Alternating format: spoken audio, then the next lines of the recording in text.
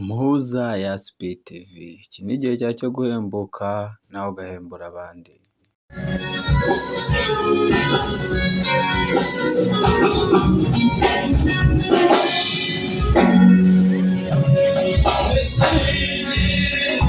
Tatuza gushimira ibyago cyangwa se amakuba ese iki tatuza gushimira ibyago cyangwa se amakuba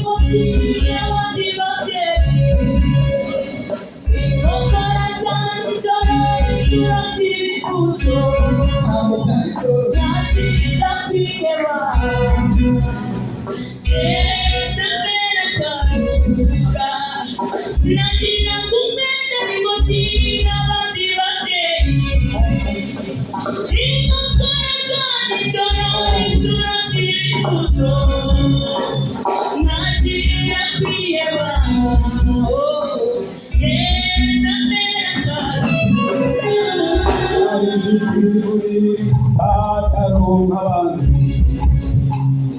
ifaranga ryose bonye igaca mu myanya y'intoki ararambaranye rwose kugira nuko Yesu aramfata sinari nzi kwigurira ataronka abantu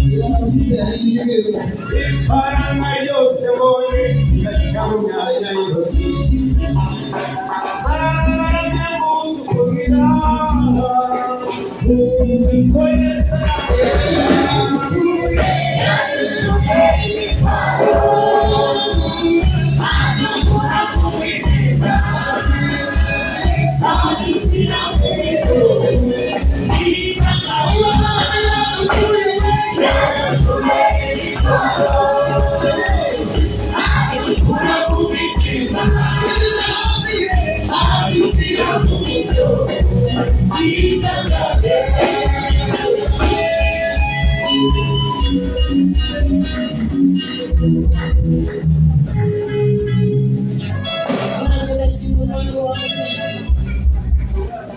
Bashima Yesu wanjye.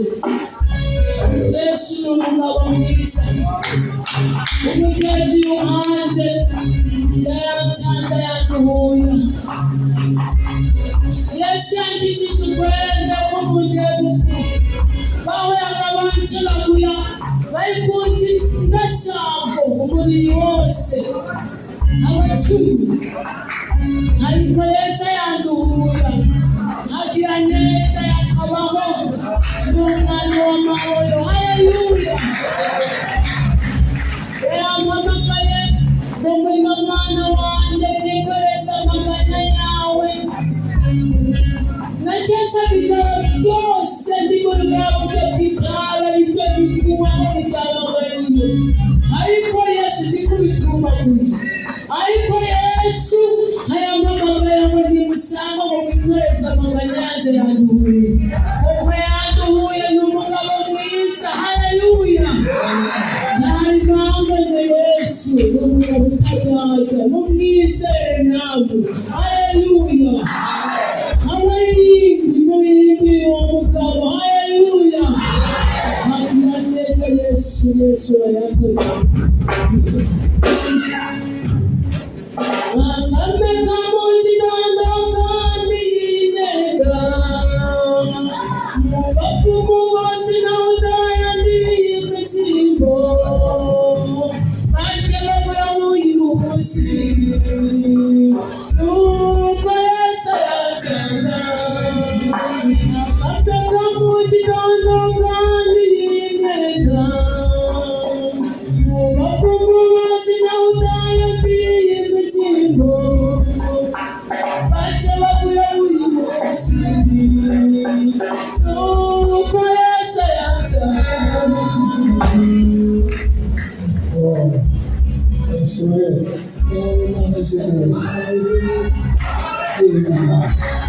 shima ndagushima uyu munsi ubutumwa mfite azanye abahano ubwo afite bavuze muri 85 gusubiza hasi. Abo ngabo n'abazanye ubutumwa ko yazagira neza asanga basaza bameze nkatwe nako katubihuya. Ubutumwa si ubwabo bana gusa, ahubwo natwe Yesu adusanga. Twari twihebye tumara ibyacu hirya mu zanya bindi uko mundeba ko n'abandi bakabigoma gushaka bukiye abana babona n'imari, ariko byaranze. Nuko ngeze mu nzu y'Imana abakozi barambwiriza, niho naje naboneye amahoro, ufite amahoro mu mutima kuryama agashinjiri. Shimira Yesu kuko n'abanyamugabo ndamushimira rwose. Ndi umushasha mugana gutya ntibasha wangiriye iyemeje aburimucira amayo ayabuyamiheba nuko Yesu yasanga uwo mazi y'amayiyi anemeyinayo iyemeje aburimucira amayo ayabuyamiheba nuko Yesu yasanga